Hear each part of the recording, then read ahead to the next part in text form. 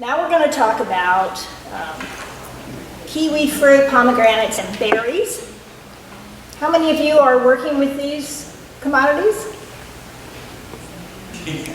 Which one? Which one of the three? Kiwis and blueberries. Okay, very good. All right. All right, quick outline. We'll start with kiwis. All right, so fresh cut kiwi fruit, and again, this is based on our experience in the laboratory. We find that it has a fairly short post-harvest life as a fresh cut product, and there can be pretty rapid breakdown and some issues with microbial growth as well. So this is the visual scale we use for kiwi fruit. Water soaking and over ripening can be some of the major issues that decrease the quality of kiwi fruit slices. So there have been a lot of studies done over the years, and I'm going to summarize some of the results from different studies. We haven't found any studies to date that are published that show any benefits of modified atmosphere packaging in terms of softening or other characteristics.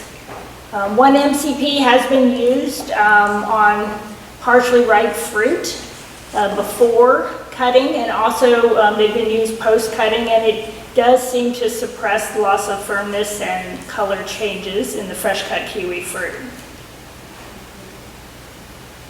So this data here is looking at different treatments and the effects on loss of firmness. So this is the firmness of the fruit after 5 days at 36 Fahrenheit. So we have our initial firmness at just under 1.2 pounds. So these were quite soft when they were cut. And then different treatments with calcium chloride, just a control, a water treatment, and then ascorbic acid. The calcium chloride by itself seemed to maintain firmness the best, although there still was a significant loss in firmness. And the citric acid seems, and also the ascorbic acid, seems to reduce firmness even beyond what water or untreated would have. So that's kind of interesting. Okay, so this is looking at the effect of temperature after processing, just showing the importance of maintaining low temperatures. So in terms of firmness, here we're seeing that if we can keep the fruit at 0 degrees, which, you know, I know it's out of your hands a lot of times, but at least while it's under your control, that does reduce the softening of the fruit as compared to 5 degrees or 41 Fahrenheit. Oops, sorry. And then similar results in terms of the color of the fruit. So a bigger difference between the 32 and the 41 as compared to between 41 and 50, which is interesting. So ethylene is really bad news for kiwi fruit because it really stimulates softening of the fruit. They are very, very, very sensitive to ethylene. And I think that's maybe why MCP looks a little bit promising for this product. So this is showing the effects of different levels of ethylene after cutting. And you can see that if you have an ethylene scrubber, that can help to keep the firmness a little bit better than if you allow ethylene to accumulate to higher levels. So this data, they're looking at a combination of ethylene scrubbers as compared to calcium chloride. So if you combine the two together, so you're scrubbing ethylene as well as using 1% calcium chloride, that gives you the greatest reduction in softening rate for the kiwi fruit. Okay, and this is just showing you what it looks like to have a combination of calcium chloride as compared to control. So this is after 10 days at 2 degrees, and hopefully the lights in here aren't so great, but hopefully you can see the color difference there. The fruit are a little bit lighter in color with the calcium chloride. In terms of effects on ethylene and respiration, it's interesting. So the peel of the kiwi fruit produces a lot of ethylene. So if the peel is on there and you've cut the product, you get a lot of ethylene production from that peel. If you take the peel off, then you generally have less ethylene production from your product. So I know most people, I assume most people are taking the peel off, although that causes a lot more damage. So there might be some interest in leaving it on. It would mean that 1-MCP or some kind of ethylene inhibitor would become more important because you can get pretty high levels of ethylene. So these colors are a little hard to see.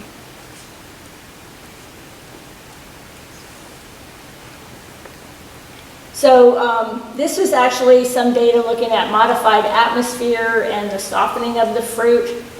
It can, in some cases, reduce the softening and darkening, but the effects are pretty subtle, and that's why generally we don't feel like this is a recommended practice. It does have some subtle effects, but probably not worth the extra effort. If you want to use CAMA anyway, this would be the recommended atmosphere to use to delay softening and darkening of the fruit. Okay. All right, I'm going to move on to pomegranates. So pomegranates, for many years, so here we're working with the arils. The internal part is what we want to extract. Of course, if you've ever done this yourself, you know it's a very messy thing. It causes a lot of juice. The juice stains everything. So it's a great product for consumers who otherwise wouldn't buy a whole pomegranate and eat it. So the challenge had been how to get those arils out. And there was a period of time where people were doing it manually and selling the product. But eventually, I think it was an Israeli company that eventually came up with the first unit and to get the pomegranates arils out of the fruit. So sometimes they'll do a curing process, a little bit of dehydration to help make the extraction process easier. Then they're going to sanitize the outside of the fruit. They score the skin of the pomegranate so they can break it open. And then they use air and water to extract the arils. And then the arils are washed with sanitized water and then dried and then packed. So here we're looking at the effects of storage before processing. So just like with the pears, if you were listening to that, the longer the fruit, the whole fruit are in storage, it has an effect on the post-extraction shelf life. So with fresh product, and also up to about 3 months storage, there's not such a significant effect. Maybe a little bit at 3 months for really, you start to lose quality after about 9 days, a little bit. But particularly after 4 months of storage, you can see that the rate of deterioration of quality is quite a bit faster. And so, and these pomegranates were stored in air. Now, it is possible to store pomegranates under CA. They do quite well with high CO2 atmospheres. That helps to control decay, but it also will keep the fruit in a fresher condition. So that can be used to perhaps extend the usable time period before you're going to see this kind of deterioration. But I don't know that those studies have been done yet, but many other fruit have shown that if you store under CA, the post-extraction life would be better.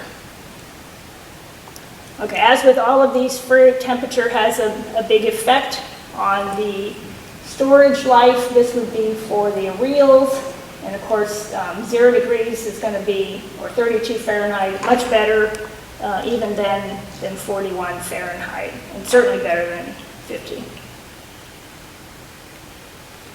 So here you can see the effects of CO2. I wonder if we could get the lights. Hey, Florence or Jeff, could someone maybe turn down the front lights?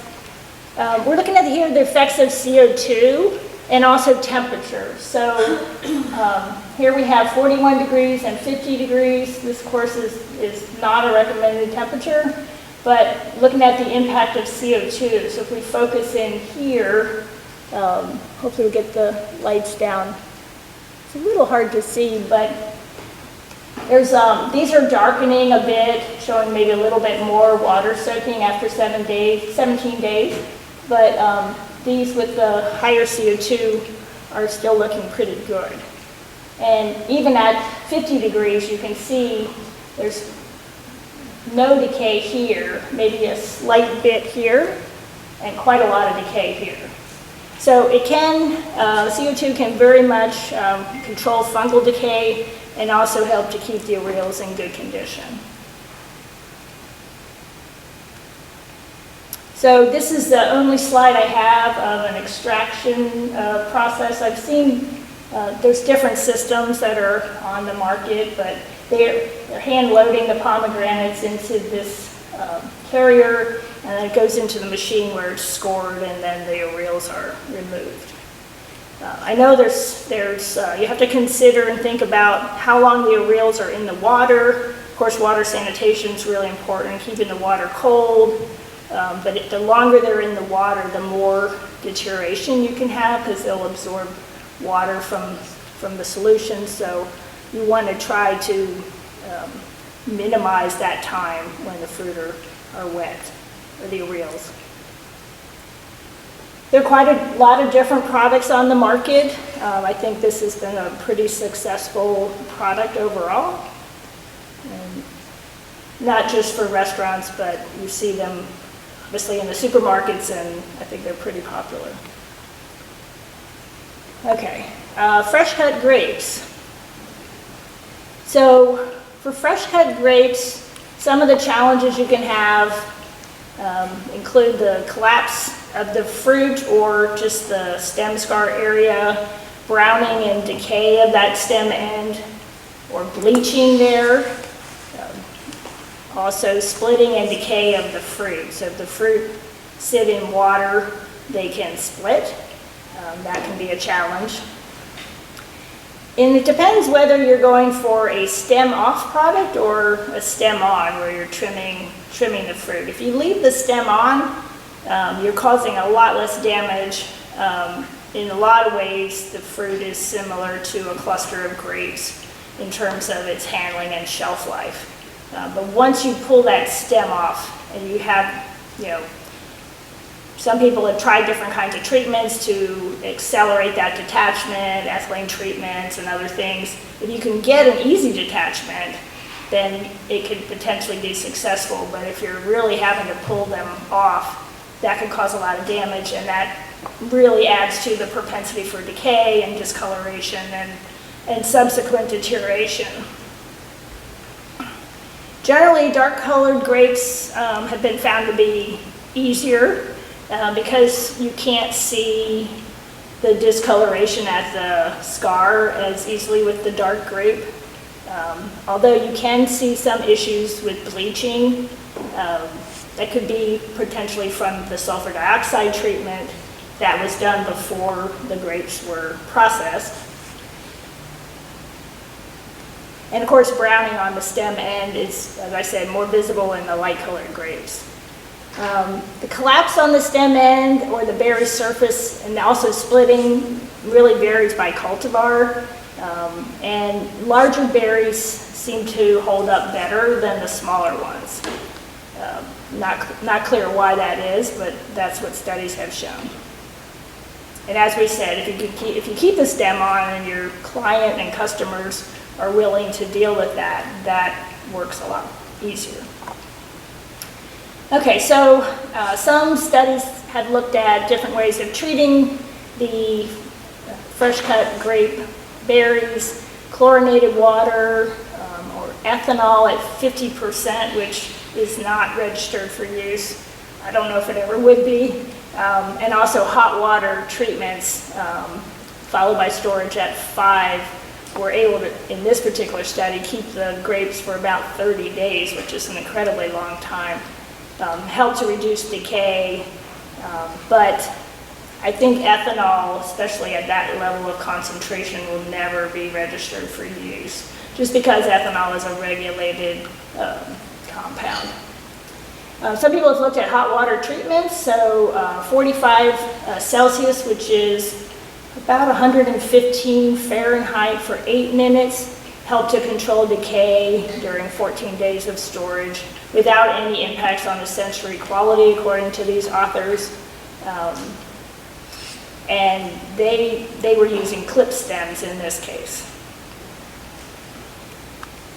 Modified atmosphere packaging was used in combination with ethanol, and this particular author found that that gave the best results in terms of maintaining quality, and they went up to 4 weeks, but at 32 degrees. MAP, NCA, controlled atmospheres and modified atmospheres, have been used on whole grape clusters. And it has been shown that an atmosphere of about 15% CO2 will reduce or control the growth of botrytis on berries and on grapes. If you go beyond about 4 weeks, at least on whole clusters, you can get some browning of the berries, and it's more visible on the light-colored grapes than the dark ones. But I would think that a high CO2 MAP for fresh-cut grapes, if you're having issues with fungal decay, could be beneficial, because it definitely does work. So the general recommendations for fresh-cut grapes are to use large, dark-colored grape berries, leave the stems on, but clip them very short so that they're not long enough to damage other berries. You could consider using the hot water treatment to help reduce decay, or I would say also possibly MAP with high CO2, and you should be able to get at least 14 days of shelf life. So there's a lot of different packages out there with ready-to-eat grapes in the marketplace.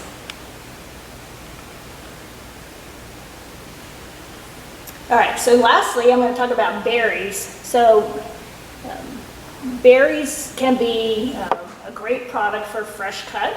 Of course, there's a variety of berries to choose from, and they all have different shelf life, even as a whole product.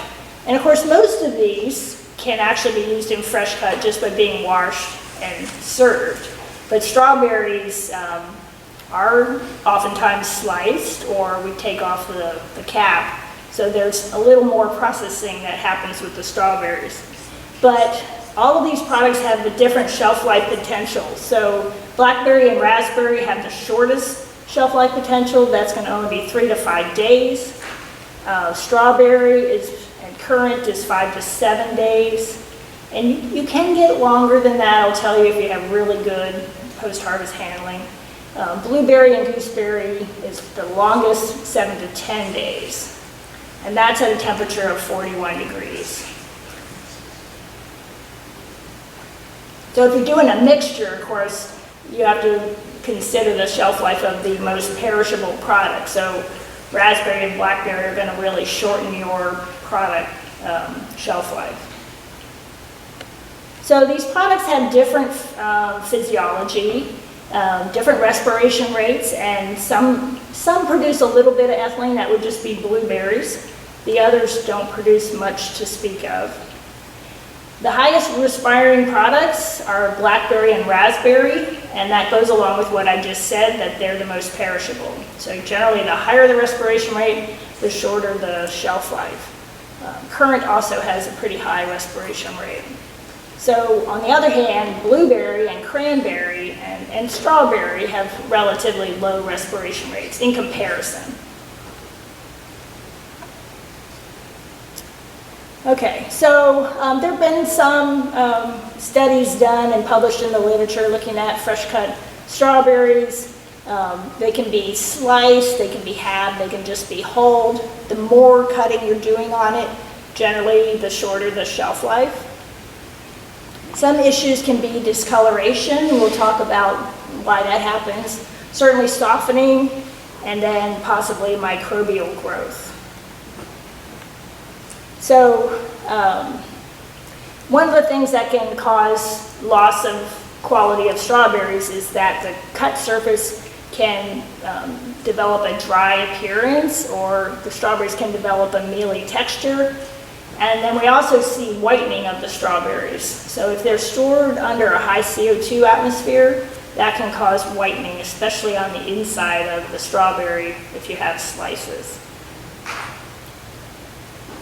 But firmness loss is another issue with all of these, but with strawberry we've seen you can have as much as a 30 or 40% decrease in firmness after a 7-day shelf life period. So I don't know if anyone's developed any machines for cutting, slicing strawberries, but I think it's still being done by hand, which of course is, the worker safety issues with the knives and all of that, and seems like it should be possible to develop a system for doing that. In any case, most of it's manual cutting. In terms of the visual quality, like with any fruit that softens, you start to get these fuzzy edges and not crisp edges on the cut product. And then you can also get some water-soaked appearance from over-ripening of the product and excess softening. So this was an interesting study that looked at the effects of calcium chloride dips on the firmness of strawberries. This is one particular variety they looked at, and they dipped them in calcium chloride, and then they stored them at 37 degrees for 7 days, and then another day at room temperature. So we can see, so this would be after 7 days at 37, and then this is after the extra day at room temperature. And so the treatments were just water, or 0.5% or 1% calcium chloride. And then we also compare that to just a fresh slice with no dip at all. And so you'll see that the firmness of the fruit dipped in water is pretty low, actually much lower than the fresh slice, but we do see that the calcium chloride has resulted in a better maintenance of the firmness of the fruit. It's very similar to freshly cut. So even with just 0.5%. So modified atmospheres can have an interesting effect on strawberry firmness. Many studies have shown that putting whole strawberries under high CO2 can increase the firmness of the fruit, even more than the firmness they had at the time of harvest, which is interesting. And it doesn't happen in every single variety, but it happens in a lot of varieties, and that's what you're seeing in this data here. The combination, just the CO2 itself causing a higher firmness in the fruit. Interestingly, when they combine that with the low oxygen, the effect appeared to be lost. Okay, so here we're looking at 1 MCP, which you wouldn't think would have a lot of effect on strawberry, and in fact that's generally what the results are showing, although they did see, let's see, this is 1 MCP after cutting. This is, actually when you do it both before and after, actually the results are even worse. So overall, not really much impact here. And generally, we don't see much ethylene coming out of strawberries. Only the calyx produces some ethylene. And if you're taking that off, then you've eliminated that issue. Okay. And this is looking at calcium chloride alone and combined with 1 MCP. And again, the calcium itself is giving some benefit, as well as there's also a Ca atmosphere being tested here. All of them are given slight benefits, particularly towards the end of shelf life. So you get just maybe a few more days of shelf life as compared to the control itself. Now, one challenge with using the high CO2 atmospheres, as I mentioned earlier briefly, is that you can get this whitening inside the fruit. So that can happen even with just 10% CO2. So particularly when you're using slices, this can be a challenge. It's something to watch for. And if you see it, then you may want to reduce your use of 1 MCP. Sorry, your use of CO2. So I looked to see what sort of fresh cut berries were on the market, and last year I'd shown a couple of products, but I couldn't find any evidence that either of these products were still in the marketplace. So it's nice to know that someone is still doing fresh cut berries, but anyone here doing fresh cut strawberry? Okay, blueberries? We're not Okay, cutting blueberries. Yeah, right, they wouldn't be cut, just watch. Okay. Yeah, so there's a lot of, as you guys know better than I do, there's a lot of change and volatility in the industry, and I think some people come into a space and then it's not working out and they jump out. Although it was interesting, I did find this one source of fresh cut product. I'm sure this is probably a regional distribution, and unfortunately it's not available in my zip code here, but Fresh Direct had a pretty large range of fresh cut products that you could buy, including pomegranate arils, cantaloupe, mango. They had mixed berries, sliced strawberries, you know, $4.99 per package. So there are other people jumping into this space who are providing product maybe closer to the consumers that are continuing to offer some of these berry products. All right, so I showed this slide in a previous talk, just talking about sort of the potential shelf life for some of these products. Of the group I just talked about, the kiwi and the pomegranate have a little bit longer potential shelf life as compared to grape berries and strawberry slices. But I would say some of the processing aids that people are adding is changing the equation on this. And so really this probably needs to be updated with current technology. Yes? Why do you, sometimes when you're buying pomegranates in a package, why do they look so slimy? Is it because of temperature? Is it because it's close to the end of shelf life? I would say it's close to the end of shelf life. One of the things I believe you can get with pomegranate arils is a yeast growing in the product. So that's going to give you kind of a slimy feel to the product. Sorry? Possibly, or maybe it's just too much time or poor temperature management. Has anyone else seen that or worked with that product? You've seen No, it? I've seen it. I've seen the same way it goes on the shelf. I've seen it, and I've seen it more with time, with temperature control. Like sometimes when you go to the grocery store, you don't want to even have that temperature. So sometimes I just kind of look at it just out of curiosity to see how they're holding their product at what temperature. What temperatures do you find? Above. Above 41? Yeah. Yeah. 10 or 50? Or 50? And then, yeah, well, I have seen like 47, I think was the highest. And then it's like right here, maybe 47, and then like you said, as you go down, it may drop down to 43. So certain areas it's different. So we're due to go outside. We're a little over time, but any questions, quick question anyone has? I do. Why does 1 MCP does not work as in apples for strawberries?